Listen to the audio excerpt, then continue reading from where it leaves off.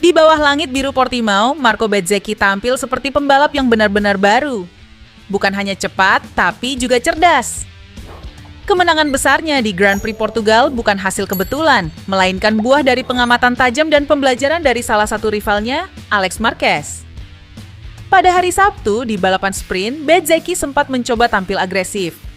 Namun, ritmenya hilang begitu Alex Marquez dan Pedro Acosta mulai memimpin. Ia hanya bisa menyaksikan bagaimana Alex mengatur kecepatan dengan halus, menjaga ritme di tiap sektor tanpa banyak kesalahan.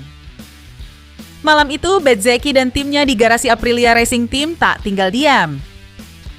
Ia memutuskan untuk mempelajari gaya balap Alex secara mendalam, terutama di sektor terakhir sirkuit Algarve, bagian yang sebelumnya selalu membuatnya kehilangan waktu.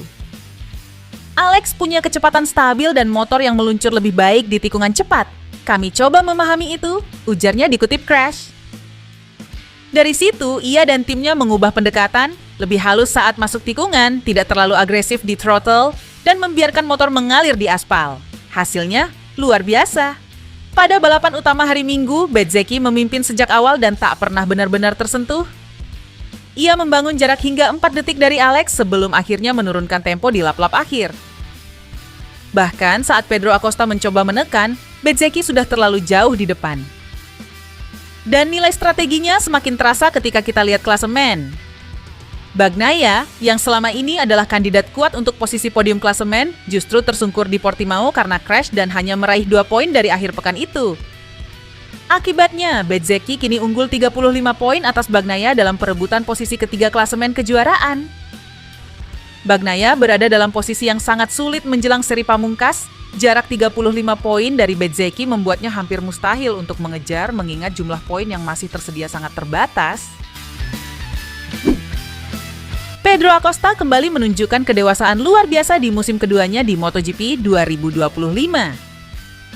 Meski peluang untuk finish di 3 besar klasemen kini hampir tertutup, pebalap muda KTM itu menegaskan bahwa tujuan utama mereka bukanlah sekadar posisi di tabel kejuaraan, melainkan membangun pondasi performa yang kuat untuk masa depan. Acosta kini tertinggal cukup jauh dari Marco Bezzecchi yang menghuni posisi ketiga klasemen. Sebelum seri Portugal, jaraknya sekitar 31 poin dan kini bahkan melebar menjadi 35 poin. Sementara dengan Pecco Bagnaia yang ada di posisi keempat, jarak Acosta hanya 3 poin. Namun menariknya, Acosta tidak terobsesi mengejar posisi. Target kami bukan posisi 3 atau posisi 4. Kami hanya ingin menjalani balapan yang bagus, ujarnya dikutip Crash. Sejak paruh kedua musim, performa Acosta memang mengalami peningkatan signifikan. Ia semakin matang dalam mengatur ritme balapan, lebih tajam dalam duel, dan nyaris selalu bertarung di barisan depan. Walau belum meraih kemenangan utama musim ini, konsistensinya membuatnya mengoleksi 285 poin, jauh lebih baik dibanding 215 poin di musim debutnya tahun lalu. Filosofi Acosta jelas, bukan tentang hasil instan, tapi tentang perkembangan yang berkelanjutan. Ia sadar bahwa menjadi penantang gelar sejati butuh waktu, pengalaman, dan kestabilan performa. KTM pun tampak sejalan dengan visi tersebut.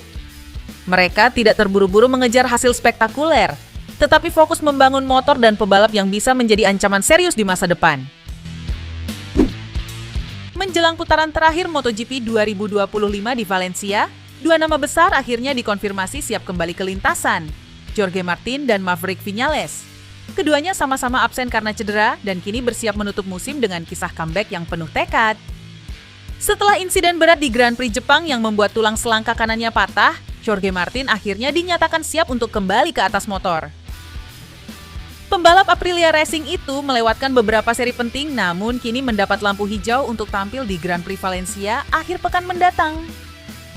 Martin dijadwalkan menjalani pemeriksaan medis terakhir pada 13 November dan jika dinyatakan fit, ia akan langsung turun lintasan bersama motor RSGP miliknya.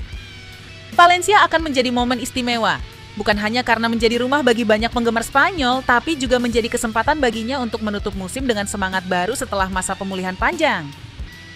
Selain itu, kehadiran Martin di tes pasca musim juga sangat penting. Ia ingin kembali menemukan perasaan terbaik di atas motor dan membantu Aprilia menatap musim 2026 dengan lebih kuat. Bagi juara dunia 2024 itu, comeback di Valencia bukan sekadar balapan tapi simbol keteguhan seorang juara. Sementara itu, Maverick Viñales juga bersiap kembali setelah cedera bahu yang dideritanya dalam kecelakaan di Jerman Grand Prix. Pembalap Red Bull KTM Tech3 itu sebenarnya sempat mencoba kembali di Catalunya, namun hanya mampu finish ke-13 dan akhirnya memilih mundur untuk fokus pemulihan penuh. Kini, setelah berbulan-bulan absen, Viñales akan kembali di hadapan publik Spanyol, tempat di mana karirnya pernah bersinar terang. Bagi pembalap berpengalaman ini, Grand Prix Valencia menjadi kesempatan menegaskan bahwa dirinya masih punya semangat kompetitif yang sama, bahkan setelah musim yang berat dan penuh ujian. Toprak Razgatlioglu akhirnya menuntaskan tes perdana bersama motor Yamaha YZR-M1 di sirkuit Motorland Aragon.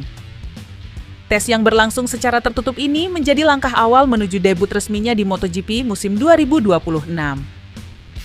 Menurut laporan Moto8 Kinlik, Toprak turun ke lintasan dengan motor prototipe YZR-M1 versi terbaru yang masih dalam tahap pengembangan. Meski baru pertama kali mengendarai motor tersebut, sang juara 3 kali World SBK langsung menunjukkan adaptasi cepat dengan mencatat waktu terbaik 1 menit 48,6 detik saat proses penyetelan dasar. Sebagai perbandingan, pembalap pabrikan Yamaha saat ini, Fabio Quartararo, mencatat waktu tercepat sekitar 1 menit 46,2 detik pada tes resmi di Aragon beberapa bulan lalu. Selisih sekitar 2 detik ini tergolong sangat positif, mengingat Toprak baru menjajal motor MotoGP untuk pertama kalinya dan sesi tersebut bukan tes kompetitif resmi. Tes ini menjadi ajang penting bagi Yamaha untuk mengumpulkan data pengembangan M1 versi 2026. Termasuk menyesuaikan karakter mesin dengan gaya balap agresif Toprak yang dikenal kuat di sektor pengereman. Dengan hasil awal yang menjanjikan dan waktu lap yang kompetitif untuk ukuran debut, langkah Toprak menuju MotoGP kini benar-benar dimulai. Dunia balap pun menanti, apakah gaya spektakuler stop and slide khas Toprak bisa membawa warna baru di kelas para raja. Karir balap Aldi Satya Mahendra terus menanjak. Setelah mengakhiri musim debutnya di posisi 15 klasemen World SSP 2025, pembalap muda asal Bantul Yogyakarta itu resmi bergabung dengan Yamaha AS Racing untuk ajang World Supersport 2026. Menariknya, Aldi akan satu tim dengan Albert Arenas, juara dunia Moto3 2020. Duo ini diprediksi bakal jadi kombinasi muda dan berpengalaman yang siap bersaing di barisan depan. Langkah ini sekaligus menjadi babak baru bagi Yamaha. Setelah tim lama mereka memilih pindah ke proyek balap asal China, pabrikan garpu Tala itu langsung membentuk skuad baru dengan dukungan penuh dari Eropa.